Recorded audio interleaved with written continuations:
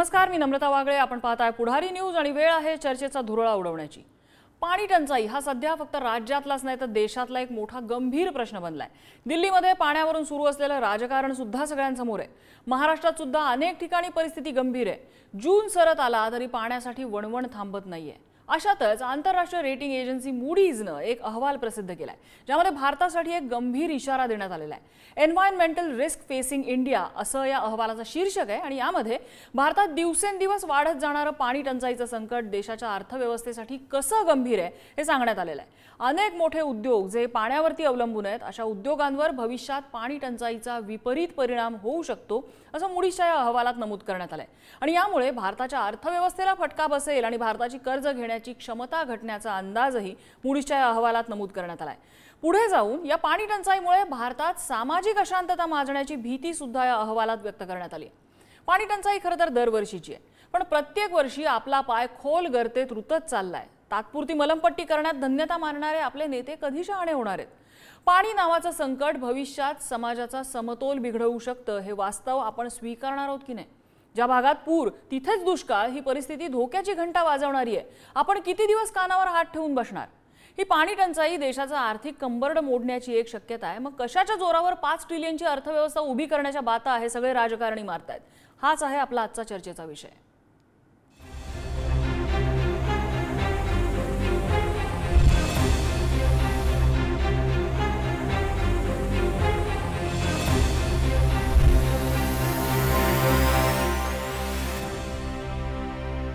आणि याच संदर्भात आपल्याला चर्चा करायची आहे. त्या चर्चेत सहभागी होत आहेत पाणी प्रश्नाचे अभ्यासक प्रफुल्ल कदम, आपचे प्रवक्ते धनंजय शिंदे, भाजपचे प्रवक्ते कुणाल टिळक पुण्याहून आपल्या सोबत आहेत आणि ठाकरेंच्या शिवसेनेचे आमदार कैलास पाटील थोड्याच वेळात त्या चर्चेत सहभागी होतील. मी सुरुवातीला कुणाल टिळक यांच्याकडे जाईन. कुणाल टिळकजी, आपण 5 ट्रिलियनची अर्थव्यवस्था करणार हे मोदींचं गेले अनेक वर्षांपासून 2-3 वर्षापासून तरी इनफॅक्ट 2019ला सत्तेत आल्यानंतर ते 5 ट्रिलियनचं स्वप्न त्यांचं आहे. करणार कशी आपण 5 ट्रिलियनची अर्थव्यवस्था? जर या अर्थव्यवस्थेचं जी मूळ गोष्ट आहे पाण्यासारखी गोष्ट त्याची जर टंचाई होते, आपलं भूजल खाली घसरत चाललेला आहे भूजलाचा टक्का, तर हे सगळं करणार कसं? आणि याकडे वारंवार दुर्लक्ष केलं जातंय. भाजपचं काय स्टँड आहे, सरकारचं काय स्टँड आहे ह्याच्यावरती?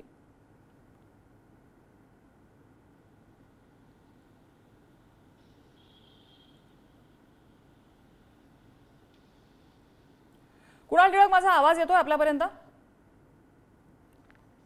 काही तांत्रिक अडचणीमुळे आवाज पोहोचत नाही. आपण धनंजय शिंदेंकडे जाऊया. धनंजय शिंदे खरं तर या प्रश्नावरती अधिक खोलात बोलू शकतील, कारण दिल्लीमध्ये आपच्या सरकारला जो काही हा पाणी प्रश्न भेडसावतोय, आमच्या हक्काचं पाणी मिळत नाहीये, आमच्या हक्काचं पाणी आमच्यापर्यंत पोहोचत नाहीये असा आरडाओरडा सरकारकडनं केला जातो. इनफॅक्ट आतिशी तर उपोषणाला बसल्या होत्या आणि काल त्यांची तब्येत बिघडल्यानंतर त्यांचं उपोषण स्थगित करावं लागलं. एवढा पाणी प्रश्न गंभीर आहे. महाराष्ट्र सदनामध्ये तर नळाला पाणी येत नसल्यामुळे बिस्लरीच्या बॉटल्स मागवून आंघोळ करण्याची वेळ आपल्या नवनिर्वाचित खासदारांवरती आलेली होती.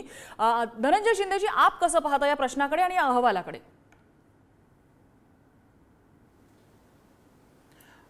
हो, म्हणजे अतिशय ज्या उपोषणाला बसलेल्या त्यावेळेस महाराष्ट्राचं शिष्टमंडळ आम्ही दुसऱ्या आणि तिसऱ्या दिवशी दिल्लीत होतो आणि त्यावेळेस आम्ही अतिशीजींची भेट घेतली आणि त्याच वेळेस दिल्लीमधल्या वाड्या वस्त्यांवरती सुद्धा आम्ही फिरलो, म्हणजे काय परिस्थिती आहे तिथे. तर लोक ही कुठच्याही पक्षाची असोत, जाती धर्माची असोत, तर लोकांमध्ये एक अत्यंत निराशेचं वातावरण आहे. आणि आपण म्हणजे गेल्या 10, 15, 20, 25 वर्षांपासून ऐकतोय की विविध समाजशास्त्रज्ञ असतील, शास्त्रज्ञ असतील, तर ते प्रेडिक्ट करतायत की याच्या पुढची जी युद्ध होतील ती पाण्या प्रश्नावरती युद्ध होऊ शकतात. आणि त्यांनी केलेलं प्रेडिक्शन मला वाटतं की आता म्हणजे वेगवेगळ्या रिपोर्टच्या माध्यमातून पण येतातच आहेत गोष्टी, परंतु ते आता दिसायला लागलेलं आहे. म्हणजे आपल्याला मुंबईसारख्या शहरामधल्या नळावरची भांडणापासूनची जी काही प्रक्रिया सुरू झालेली आहे ती आता राज्यांमधली किंवा विभागांवरच्या असंतोषामध्ये परिवर्तित झालेली दिसतात. दिल्लीतल्या पाण्या प्रश्नासंदर्भात माननीय सर्वोच्च न्यायालयाने म्हणजे हरियाणा सरकारला सांगितलेलं आहे की दिल्लीला एक साधारणपणे ठराविक पाण्याचा कोटा द्यायला हवा, परंतु माननीय सर्वोच्च न्यायालयाचा जो आहे आदेश आहे त्याचं पालन न करता आजही दिल्लीमध्ये जवळजवळ 110 MLD पाणी पुरवठा हरियाणा सरकारकडनं केला जात नाहीये. माननीय अतिशीजी म्हणूनच दिल्लीच्या पाणी मंत्री आहेत, त्या बसलेल्या आहेत उपोषणाला आणि काल त्यांची तब्येत खूपच खालवली आणि म्हणून त्यांना हॉस्पिटलमध्ये आता ऍडमिट करण्यात आलेले आहे. मला असं वाटतं की पाणी प्रश्न हा आपण राजकारणाच्या पलीकडे जाऊन एक मानवजात किंवा ह्या देशात राहणारे, भारतापुरता जर विचार करायचा झाला तर देशात राहणारे नागरिक आणि मग हे पाणी नुसत्या माणसांनाच नव्हे तर पशुपक्ष्यांना सुद्धा ह्या पूर्ण पाण्याचं कसं काय नियोजन होईल या दृष्टीने प्रयत्न करायला पाहिजेत. आणि त्याचबरोबर सगळ्यात मोठा म्हणजे आपण बघतोय की इलेक्शनच्या दरम्यान सुद्धा मराठवाड्यामध्ये भीषण पाणी टंचाई होती आणि त्याच वेळेला आपण मुंबईसारख्या शहरामध्ये राहतो. पाणी टंचाई असताना सुद्धा सरकारने कुठच्या म्हणजे योजना आणल्या तर रस्ते धुण्यासाठी त्या पाण्याचा वापर करण्यात आला. म्हणजे एका ठिकाणी पाणी टंचाई आहे आणि अशा वेळेस रस्ते धुण्यासाठी पाणी वापरायचं आणि मुंबईसारख्या शहरात तुम्हाला माहिती आहे 5 जून पासून म्हणजे 10% पाणी कपात केलेली आहे. गेल्या 12-15 दिवसांमध्ये पाऊस न पडल्यामुळे आज पाण्याची खूपच, हे जर कंटिन्यू राहिलं अजून महिना-15 दिवस तर मुंबईमधले, मला असं वाटतं की मुंबईकरांना मुंबई सोडून जिथे पाणवठ्या आहेत, जिथे पाणी मुबलक उपलब्ध होत आहे तिथे सर्वसामान्य नागरिकांना स्थलांतरित व्हायची परिस्थिती निर्माण होऊ शकते. अशीच परिस्थिती काही वर्षापूर्वी मुंबईत झालेली, पाऊस खूप लांबलेला म्हणून. त्यामुळे पाण्याचं नियोजन हे व्यवस्थित व्हायला पाहिजे. अन्यथा ज्या पद्धतीने झाडं तोडली जाते, ज्या पद्धतीने उद्योजकांना खाणी दिल्या जाते, आता हसदेव नावाचं जे छत्तीसगडमधलं जंगल आहे, आपण बघितलं की एका सरकारच्या जवळच्या उद्योगपतीला ते जंगल खाणीसाठी दिलं अंदण आणि त्याचे फोटो सोशल मीडियावरती फिरतायत की एकेकाळी जे घनदाट जंगल होतं ते गेल्या 6 महिन्यांमध्ये तिथे अशी आता आपल्याला अशी माती दिसते आणि भकास परिस्थिती दिसते. तर हे म्हणजे ग्लोबल संकट आहे. भारतासाठी सुद्धा आपण युद्ध पातळीवरती या संकटावरती मात करण्यासाठी काय करायला पाहिजे, सर्वपक्षीय एकत्र येऊन याचा आपण उत्तरं शोधली पाहिजेत. आणि नुसती उत्तरं शोधून नाही तर ह्या उत्तरांचं जे काही सोल्युशन असेल त्याचं इम्प्लिमेंटेशन ऑन प्रायोरिटी व्हायला पाहिजे. कारण पाण्याचं असमान वाटप हा पण एक खूप मोठा प्रश्न आहे. आणि शेवटचा मुद्दा मला एवढं सांगायचं आहे की मध्य प्रदेश, महाराष्ट्र आणि गुजरातच्या बॉर्डरवरती सरदार सरोवर निगम जे आहे किंवा नर्मदा जे धरण बांधलं गेलेलं आहे, तर 1984च्या सालापासून आदरणीय मेधाताई पाटकर विकासाच्या परिव्याख्येबद्दल बोलतात, पर्यायी विकासीबद्दल बोलतात की त्यावेळेस सांगण्यात आलेलं की ह्या धरणाच्या पाण्यामुळे शेतकऱ्यांना फायदा होईल, आदिवासींना फायदा होईल. परंतु केंद्र सरकारने हजारो कोटी खर्च करून ही जी धरणं बांधलेली आहेत, सरदार सरोवर, नर्मदा, तर ह्या धरणांचा वापर हा स्टोरेज टँक म्हणून केला जातो. आणि आजूबाजूच्या वाड्या वस्त्या आहेत, म्हणजे जवळजवळ 15,000 कुटुंब या पाण्यामुळे आता म्हणजे विस्थापित झालेले आहेत मध्य प्रदेशमध्ये. आणि मेधाताई सुद्धा या पाण्या प्रश्नावरती उपोषणाला बसलेल्या आहेत. तर याचं अगदी कॉम्प्रिहेन्सिव्ह पद्धतीने एक मला असं वाटतं विचारमंथन होऊन प्रामाणिकपणे सर्व राजकीय पक्षांनी याची सोल्युशन राबवलं पाहिजे. हाच एक या प्राणी प्रश्नावरती एक उपचार असू शकेल. मी प्रफुल्ल कदम यांच्याकडे जाईन. प्रफुल्ल कदम आपल्यासोबत आहेत आणि त्यांचा पाणी प्रश्नाचा अभ्यास आहे. त्यांनी सांगोला आणि या सगळ्या भागामध्ये पाण्याविषयी बरंच काम केलेलं आहे. आत्ता हा जो मूडीजचा अहवाल प्रफुल्लजी सांगतोय की अर्थव्यवस्थेवरती परिणाम याचा होऊ शकतो. भारतातली पाणी टंचाई भविष्यात भारताची कर्ज मिळवण्याची क्षमता आणि पर्यायाने आपली अर्थव्यवस्था याची पातळी घटवू शकतंय. आपण बॅकफूटवरती येतोय त्या बाबतीमध्ये. किती शक्यता वाटते ही आणि नजीकच्या किती वर्षात जर अशीच परिस्थिती कायम राहिली तर नजीकच्या किती वर्षात हे चित्र दिसेल? यामध्ये मी सुरुवातीला ऐकू येते ना माझं? हो, बोला बोला.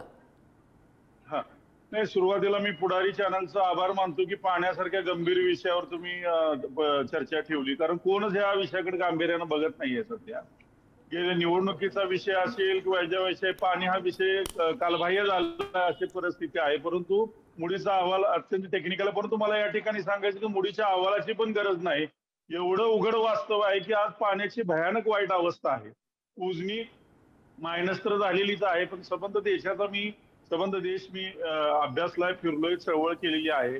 अनेक ठिकाणी डॉटकॉन एरिया झालेत, म्हणजे 1/3 डार्क झोन डिक्लेअर झालेत, क्रुशियल झोन डिक्लेअर झालेले आहे. महाराष्ट्राचा जर विचार केला तर इतके उद्योग, सगळ्यात मोठा पाण्याचा जो परिणाम आहे तो शेतीवर होतो. आज आमच्या सांगोल तालुक्यातल्या लोकांनी 5 लिटरवर 1-1 रुपये जनरेट करून क्रांती केलेली आहे. पाण्याचं महत्व जे बागायत शेती करणार त्यांना भरपूर चांगल्या पद्धतीने माहित आहे. आज एकीकडे शहरीकरण वाढलंय, औद्योगिकरण वाढलेलं आहे आणि दुसरीकडे पाण्याची कमतरता, जे उपलब्ध पाणी आहे त्याच्यावरच आपल्याला नियोजन करावं लागतंय. अत्यंत गंभीर गोष्ट या ठिकाणी मी आपल्याला सांगतोय की गेल्या 2019ला राज्य शासनानं एक GR काढला होता की आम्ही टाटा कोयनेचं पाणी दुष्काळी भागाला देऊ. हा GR माझ्या चळवळीवर, माझ्या पुस्तकावर काढला, महाराष्ट्राला माहित आहे. त्यानंतर 2019ला एक मराठवाड्याला पाणी देतो म्हणून GR काढला राज्य शासनानं. 5 वर्ष झाली, या दोन्ही GR वर 1% काम राज्य शासनानं केलेलं नाही. आणि महत्वाचं म्हणजे याच्यावर कोणच बोलत नाही, म्हणजे विरोधी पक्ष सुद्धा बोलत नाही या विषयावर. ही अत्यंत गंभीर परिस्थिती आहे. हे पाण्याबद्दल जर गांभीर्यानं जर काही विषय राज्य आणि देश पातळीवर जर चर्चेला गेला नाही तर भवितव्य खूप अंधकारमय. आज मला या ठिकाणी तुम्हाला सांगतो की एकीकडे आम्ही पाण्यासाठी खूप काही केलं असं म्हणत असताना आज तुम्हाला महाराष्ट्रातले असे भाग दाखवतो की ज्या ठिकाणी पाणीच नाहीये. म्हणजे अगदी टाटाची धरणं, तुम्ही मुंबई लोणावळ्यात पाणी खेळायला जाणारी लोक त्याच्या धरणाच्या उशाला म्हणजे कोरड घासाला म्हणतो ना, तसे अनेक गावांना आज प्यायला पाणी नाही. आज ही परिस्थिती इतकी गंभीर आहे. वाया जाणारं पाणी, त्यानंतर चुकीच्या पद्धतीनं पाणी नियोजन हा विषय आहे. पण राज्यामध्ये आज काय झाले, 11% भूभागावर जे 50% पाणी आहे त्याचं युटिलायझेशन होत नाही. आणि दुसरी गोष्ट, महाराष्ट्राशी रिलेटेड जे इतर राज्य आहे त्याच्याशी आपला कसलाही समन्वय, सुसंवाद नाही. महाराष्ट्र राज्याचा पाणी प्रश्न हा शेजारील 5-6 राज्याशी निगडीत आहे. आणि फक्त महाराष्ट्रात आज बेंगलोरला सुद्धा पाण्याची फार मोठी टंचाई, दिल्लीला आहे. आणि हे सगळं जर एकत्रित पाणी प्रश्न सोडवायचा असेल तर आपल्याला धक्कादायक, मी ह्या ठिकाणी सांगतो की याचे उत्तर अत्यंत सोपं आहे, पण हा प्रश्न त्यांनी अवघड केलेला आहे. आणि याच्या संदर्भात माझं पुस्तकही प्रकाशित झालेलं आहे, उत्तर सोपं प्रश्न अवघड. पाण्याचा प्रश्नाचं उत्तर अत्यंत सोपं आहे, परंतु ह्या राजकारणी मार्गाने, आणि महत्वाचं तुम्हाला सांगतो की आपल्या जलसंपदा विभागामध्ये अत्यंत कुशल इंजिनियर आहेत, चांगले प्रामाणिक अधिकारी आहेत, परंतु त्यांना कुठलाही आज शासनाचा सपोर्ट मिळत नाही. वस्तुस्थिती आहे. आज आम्ही चळवळीला काम करतोय, शेतकऱ्याचे प्रश्न सुद्धा नीट राज्यकर्त्यांना नीट माहित नाहीत. अनेक उदाहरण धक्कादायक तुम्हाला मी सांगू शकतो की किती चेष्टा ह्या पाणी प्रश्नाची महाराष्ट्रात आणि देशात चालवली आहे. आणि हे जर प्रश्न आपल्याला सोडवायचा असेल तर आपल्याला एक कुठेतरी वेगळ्या प्रश्नापुढे, हे प्राधान्यक्रमानं वॉटर, आंतरराष्ट्रीय पातळीवर जो शब्द विहाब, water, energy, habitation, agriculture and biodiversity, त्याचा कलेक्टिव्ह विचार करत असताना प्राधान्यक्रम आपल्याला पाण्याला द्यावा लागेल. आज मी वॉटर आर्मीच्या माध्यमातून राज्यात, देशात लढा देत असताना, आंदोलन करत असताना या ठिकाणी म्हणजे मीडिया सुद्धा गांभीर्याने घेत नाहीये. ही फार अत्यंत चिंताजनक गोष्ट आहे. कुठल्या तर फुटकळ गोष्टीवर नाही सर आपण या सगळ्या मुद्द्यांकडे येऊया. कारण कसं आहे की आजपर्यंत काहीच झालं नाही का, तर असं अजिबात म्हणता येणार नाही. आजपर्यंत नक्की अनेक गोष्टी झालेल्या आहेत. जसं पाझर तलावासारखी योजना होती आपल्याकडे, मात्र ते पाझर तलाव आता गाळानं भरून गेलेले आहेत. त्याचं रेज्युव्हिनेशन करण्यासारखे विचार आहेत. हे सरकारने केले पाहिजेत का, ते कुठं अडलंय घोडं, हे सगळं विचारायचं. कुणाल टिळक आहेत आपल्यासोबत. कुणाल टिळक जी, आपण ज्यावेळेला 5 ट्रिलियनची अर्थव्यवस्था उभी करण्याचं स्वप्न पंतप्रधान सगळ्या जनतेला दाखवतायत आणि दिव्याखालचा हा अंधार असा येतोय की म्हणजे तुम्हाला अगदी मी आकडेवारीच सांगते, आपल्या केंद्रीय जल मंत्रालयाने दिलेली की स्टँडर्ड जो नंबर आहे की 1700 क्युबिक मीटर पेक्षा जर आपलं पाण्याचा स्तर हा जर खाली गेला तर तो धोका समजला जातो. 2021 ची आकडेवारी आहे. भारतामध्ये दरडोई पाण्याची उपलब्धता ही 1426 आहे आणि 2031 पर्यंत ती अजून कमी होऊन 1300 पावणे 1400च्या घरामध्ये जाईल. असं असताना, एवढी पाणी टंचाई असताना सुद्धा सरकार 5 ट्रिलियनचा दावा कशाच्या जोरावर करते. आणि जर 5 ट्रिलियनचा दावा करतच असेल तर त्या सगळ्या प्रश्नांमधलं जे मूळ आहे पाण्याचा प्रश्न, त्यावर सरकार काय करत आहे? नमस्कार. मला अशा या महत्त्वाच्या मुद्द्यामध्ये सर्वप्रथम बोलवल्याबद्दल पुढारीचे मी आभार मानतो. आणि खरं तर पाण्याचा जो प्रश्न आहे आपण मागच्या काळात बघत आलेलो आहोत. बँगलोर असो, मुंबई असो, दिल्ली असो, पाण्याचा प्रश्न खूप मोठ्या प्रमाणात उद्भवलेला आहे. आणि आत्ता जे एक स्टेटमेंट करण्यात आलं की पॉलिटिकल विल हे जे राजकारण्यांचं नाहीये पाण्याच्या संदर्भात, तर मला असं नमूद करायचं आहे की माननीय उपमुख्यमंत्री देवेंद्रजी फडणवीस यांनी सर्वात जी त्यांची महत्वाकांक्षी अशी योजना होती जलयुक्त शिवार, त्यामध्ये आत्ता तुम्ही म्हटल्याप्रमाणे की गाळ काढणं असू दे, बंधारे बांधणं असू दे, त्याचबरोबर जलयुक्त शिवार तिथे बांधणं असू दे किंवा भूजल पातळी वाढवण्यासाठी प्रयत्न करण्यात आलेले आहेत. त्यामध्ये चांगल्या प्रकारे आपल्याला रिझल्ट्स मिळालेले आहेत महाराष्ट्राला. आणि खूप मोठ्या प्रमाणात तिथे काही गावांमध्ये आता भूजल पातळी वाढलेलीही आहे. त्याचं काम खूप मोठ्या प्रमाणात चालू आहे. ह्याच्याही पुढे आपल्याला खूप मोठ्या प्रमाणात करायचं आहे. आकडेवारी आहे तुमच्याकडे काही? मला ही आकडेवारी लेटेस्ट गेल्या 2 वर्षातली मला अजून म्हणावी तशी सापडलेली नाही. माझं अपयश म्हणूया आपण ते. तुमच्याकडे आकडेवारी आहे जलयुक्त शिवारमधनं काय काय कामं झाले? कारण माझ्या आठवणीत असं आहे की नाम फाउंडेशन आणि पाणी फाउंडेशन यांचं काम ज्या वेळेला सुरू झालं त्यावेळेला देवेंद्र फडणवीसांनी सरकारची ही जलयुक्त शिवारची योजना आणलेली होती. त्यानंतर पाणी फाउंडेशनच्या स्पर्धा दरवर्षी होताना दिसतात. नाम फाउंडेशनचं काम सुद्धा नजरेत येत आहे. जलयुक्त शिवारचं काम म्हणावं तेवढं नजरेत येत नाही. होत असेल तर सांगा. माझ्याकडे जो लेटेस्ट डेटा होता त्यामध्ये मला असा अंदाज आहे की 24 जिल्ह्यांमध्ये जलयुक्त शिवारचं काम कंटिन्युअसली कन्सिस्टंटली चालू आहे.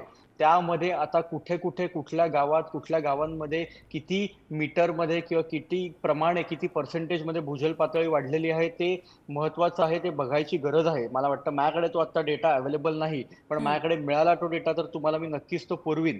आणि मला असं वाटतं की मगाशी पण एक स्टेटमेंट करण्यात आली की पॉलिटिकली ह्या विषयाकडे बघणं आपण सोडून द्यायला पाहिजे आणि एका ह्युमॅनिटेरियन साईडने आपण या विषयाकडे बघायला पाहिजे. कारण काय, कुठलाही देश जेव्हा डेव्हलपिंग पासून डेव्हलप्ड इकॉनॉमीकडे जात असतो तेव्हा त्याचा सर्वात मोठा बेस असतो तो म्हणजे मध्यमवर्गीय माणूस.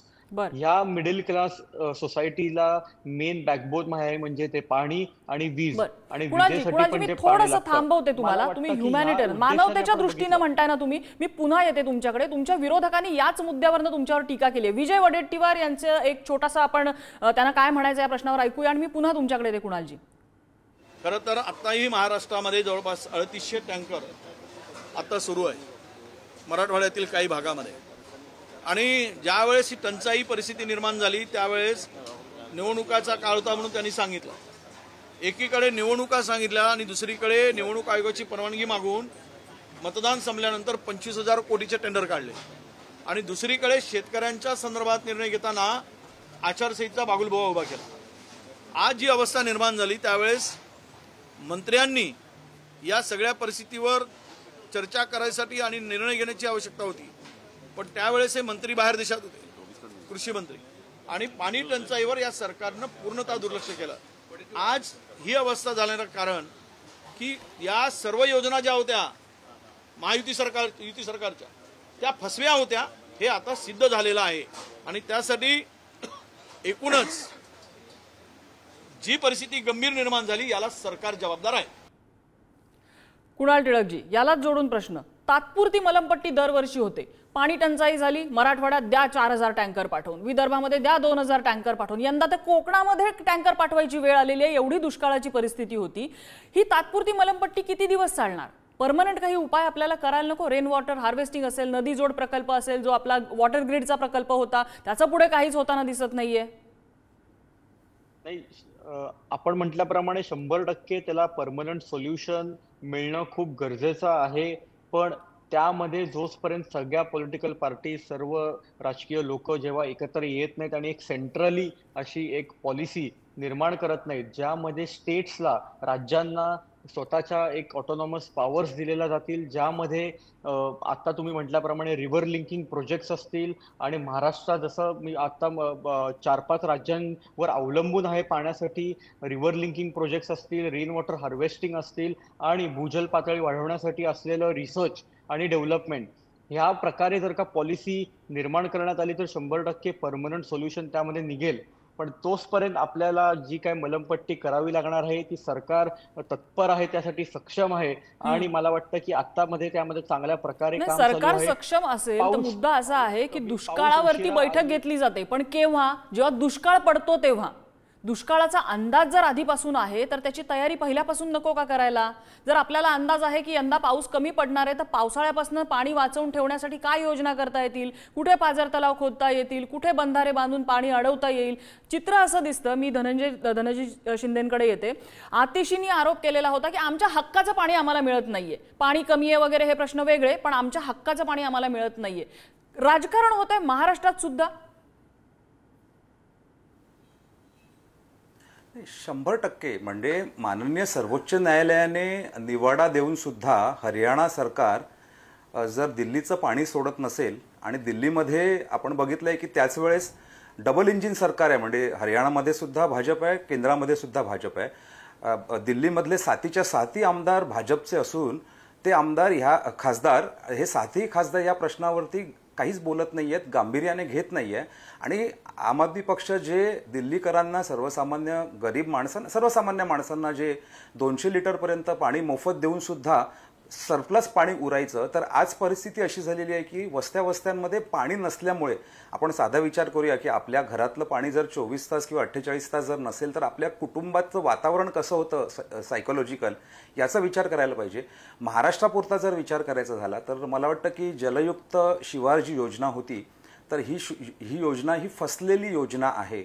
आणि त्यामुळे गेल्या 2 वर्षापासून जे आता पुन्हा एकदा महायुतीचं सरकार आलेलं आहे, जलयुक्त शिवार योजनेबद्दल काहीच बोलत नाहीये. आता गाळ काढायचा किंवा नदींचं रुंदीकरण करायचं, तर आता तुम्ही बघितलं असेल की कालच्या दिवशी जी आपल्या मुंबईतली बाणगंगा आहे, तर कंत्राटदार कशा पद्धतीने तो गाळ काढत होता आणि पुढे कशा पद्धतीने सगळ्या गोष्टी झाल्या, म्हणजे तिकडच्या जुन्या वास्तू आहेत आपल्या त्यांची तोडफोड झाली. तर याच्यामध्ये प्रचंड भ्रष्टाचार आहे ह्या सगळ्या याच्यामध्ये. मुद्दा माझ्या मते एक या क्षेत्रातला एक कार्यकर्ता म्हणून पाण्याचं असमान वाटप जे आहे ना, त्या मुद्द्यावरती पण आपण चर्चा केली पाहिजे. मुंबईसारख्या ठिकाणी मुकेश अंबानी आणि त्याचं कुटुंब अल्टालियामध्ये राहतं. तुम्हाला माहिती आहे की अल्टालियाचा एका दिवसाच्या पाण्याचं कन्झम्पशन किती आहे आणि सर्वसामान्य मुंबईकराचं एका दिवसाचं पाण्याचं कन्झम्पशन किती आहे. अल्टालियामधल्या अंबानी कुटुंबियांचं पाण्याचं कन्झम्पशन हे कितीतरी पटीने जास्त आहे, म्हणजे शेकडो पटीने जास्त आहे. तर ही असमानता फक्त कुटुंब पातळीवरतीच नाही आहे, तर इंडस्ट्रीजच्या लेव्हलवरती सुद्धा आहे. शेतकऱ्यांना मिळत नाहीये पाणी आणि म्हणून शेतकरी रस्त्यावर येत आहेत. आज मला सांगा, मुंबईला पाणी पुरवठा करणारी जी पालघर आणि ठाणे जिल्ह्यातली जी धरणं आहेत, त्या धरण परिसरातले जे काही शेतकरी आहेत, आदिवासी आहेत, त्यांना सुद्धा पाणी टंचाईला जात आहे आणि त्यांच्याच आपण जमीन घेतलेली आहे. त्यामुळे आता आपण जी विकासाची जी नीती अवलंबलेली आहे ना, मूळ मुद्दा हा पर्याय विकास नीतीचा आहे. आपण विकासाचं कुठचं मॉडेल आपण स्वीकारलेलं आहे. कॉन्क्रिटायझेशन बघा ना किती प्रमाणात होत आहे. कॉन्क्रिटायझेशनमुळे नवीन नवीन बिल्डिंग्स उभ्या राहत आहेत, त्याच्यासाठी प्रचंड प्रमाणात पाणी राहतं आणि पाण्याचं नीट नियोजन झालेलं नाहीये. म्हणजे आहे त्या पाण्याचं नियोजन हा एक पहिला मुद्दा आहे. आणि पाणी जे पावसाचं पडतं त्याचं कन्झर्वेशन करण्यासाठीचा दुसरा मुद्दा आहे. तिसरा त्याचं इक्विटेबल डिस्ट्रीब्युशन ऑफ वॉटर ज्याला म्हटलं जातं, हा तिसरा मुद्दा आहे. आणि चौथा मुद्दा सगळ्यात महत्त्वाचा, मी परत एकदा रिपीट करतो की पाऊस अजून पडण्यासाठी जी व्यवस्था निर्माण करायला पाहिजे, म्हणजे जास्तीत जास्त झाडं लावायला पाहिजेत. आपण बघतोय की आरेच्या जंगलातली झाडं कशा विकासाच्या मॉडेलसाठी कशा पद्धतीने तोडण्यात आली आणि त्याच्यासाठी आंदोलकांनी म्हणजे त्या आंदोलन सुद्धा केलेलं आणि देशभर असंच चाललेलं आहे. चित्र तरीही बदलत नाहीये, परिस्थिती तरीही बदलत नाहीये. सरकारचं धोरण हे कुणाच्या ना कुणाच्या तरी फायद्यासाठी असतं, मात्र त्या कुणाच्या ना कुणाच्यामध्ये सर्वसामान्य माणूस नसतो, ही तितकीच फॅक्ट आहे. मला क्लोजिंग कमेंट घ्यायचे प्रफुल्ल कदम यांच्याकडनं. प्रफुल्ल कदमजी असं म्हणतात की तहान लागेल की विहीर खोदतो तो माणूस, पण आता अशी परिस्थिती येणार आहे की तहान लागल्यावर विहीर खोदायला घेतली की पाणी लागेल याची गॅरंटी नाहीये, एवढी परिस्थिती आलेली आहे. नाही, या ठिकाणी अत्यंत पुढारीच्या माध्यमातून गंभीर बाब आणि अगदी महाराष्ट्राला, देशाला फार माहित नसणारी जलविज्ञानिष्ठ गोष्ट तुम्हाला सांगतोय महत्वाची, की पाणी अडवा पाणी जिरवा हा कार्यक्रम जोपर्यंत धक्कादायक वाटेल, हे जलयुक्त शिवार पाणी फाउंडेशन नाव, याचा दुष्काळ निर्मूलनाशी काही संबंध नाही. कारण संबंध देशाची रिचार्ज कॅपॅसिटी फिक्स आहे ती 433 BCM आहे. आर्टिफिशियल रिचार्ज आहे ते 36 BCM आहे. महाराष्ट्राचा जीएसडीएचा अभ्यास जर केला तर 2.73च्या पुढे कधी रिचार्ज झाले नाही. म्हणजे एका खरीपाचं एका रब्बीचं पीक जर घ्यायचं असेल तर किमान 3000 घनमीटर पाणी लागतं. ते वॉटरशेड मधून मिळू शकत नाही. म्हणजे आज जलयुक्त मध्ये, पाणी फाउंडेशन मध्ये पहिला क्रमांक मिळालेले अनेक गावामध्ये आज टँकर चालू आहे. जे मी पूर्वीपासून सांगतोय, महाराष्ट्राचा किंवा देशाचा जर विचार करायचा असेल तर महाराष्ट्रापुरता जर सांगायचं तर 11% भूभागावर जे 50% पाणी आहे त्याचं युटिलायझेशन करा. मी तुम्हाला धक्कादायक दुसरी गोष्ट सांगतो की महाराष्ट्रात पाणी कमी नाहीये, पाणी भरपूर आहे. पाण्याचं नियोजन होत नाही, वस्तुस्थिती आहे. आणि त्या दृष्टिकोनातून या ठिकाणी आपण हा विचार केला पाहिजे की टाटा आणि कोयनेचं 116 TMC पाणी आज आपण समुद्राकडे फेकतोय आणि तेच K5 दुष्काळी खोरे, उर्दू भीमा खोरे 5 ज्याला म्हणतो, त्या खोऱ्यामध्ये प्रचंड दुष्काळावर आपण खर्च करतोय. हा नियोजनातला अत्यंत भंपकपणा चालू आहे. आणि ह्यातलं गंभीर गोष्ट म्हणजे राज्य शासन आणि त्या ठिकाणचे नेते ह्या ठिकाणी गंभीर नाहीयेत त्या विषयावर. आणि मुद्दा हाच आहे की नेते सुशेगाद आहेत. माझ्याकडे, आय एम सॉरी, मला तुम्हाला इंटरप्ट करावं लागतं, वेळ कमी आहे. कुणालजी शेवटचे 30 सेकंद आहेत माझ्याकडे, पटकन आपला मुद्दा मांडा. सांगायचंय की कुठल्याही राजकीय पार्टीला, कुठल्याही राजकीय नेत्याला यामध्ये दोष देण्याचा काही नाही. आपल्याला जर का यामध्ये एकत्रित काम करायचं असेल तर सगळ्यांनी मिळून त्यामध्ये सोल्युशन घेणं महत्वाचं आहे. कुठल्याही सरकार आलं, कुठल्याही पार्टी, कुणालजी तुम्ही म्हणताय तर बरोबर आहे की सगळ्यांनी यामध्ये मिळून काम करणं गरजेचं आहे, पण याच्यामध्ये इनिशिएटिव्ह जे सत्ताधारी असतात त्यांनी घेणं हे तितकंच गरजेचं असतं, कारण ताकद त्यांच्या हातात असते. तुमचं सरकार कधी इनिशिएटिव्ह घेते हे बघावं लागेल. योजनांची नावं तर मोठमोठी आहेत, पण त्या कागदावरती जेव्हा आपण बघतो तेव्हा ते फक्त कागदी घोडे नाचत असतात. आणि दुष्काळ, राज्यात पडलेला दुष्काळ हे त्याची पोचपावती, हा त्याचा पुरावा आहे. पुढचा हा पावसाळा आता जून सरलाय तरी सुद्धा पाणी टंचाई संपलेली नाहीये. मुंबईमध्ये सुद्धा 31 जुलैपर्यंत पुरेल एवढाच पाणीसाठा आणि पुरेसा पाऊस झाला नाही तर मुंबईकर सुद्धा पाण्यापासून तहानलेले राहण्याची शक्यता आहे. ही परिस्थिती आपण ओढवून घेतोय स्वतःवरती. आपण सामान्य नागरिक म्हणून सुद्धा यामध्ये आपली भूमिका महत्त्वाची आहे. पाणी सांभाळून वापरलं पाहिजे, झाडं लावली पाहिजे. झाडं लावणे हा फक्त फार्स नसतो, तर झाडं लावणं ही एक जबाबदारी असते. एक झाड जर जबाबदारीने आपण वाढवलं तर किती झाडं जगतील आणि भारत हिरवागार होईल. जे जलवायू परिवर्तन आपण म्हणतोय, ग्लोबल वॉर्मिंग म्हणतोय, त्या सगळ्यावर आपणच सोल्युशन आहोत. आपण आरसा कधी बघणार हा खरा प्रश्न आहे. सगळ्या मान्यवरांनी चर्चेसाठी आपल्याला वेळ दिला, सगळ्यांचे आभार. चर्चेचा आजचा धुरळा इथेच थांबलेला आहे. उद्या पुन्हा भेटूया नवीन विषयासह. पाहत रहा पुढारी न्यूज.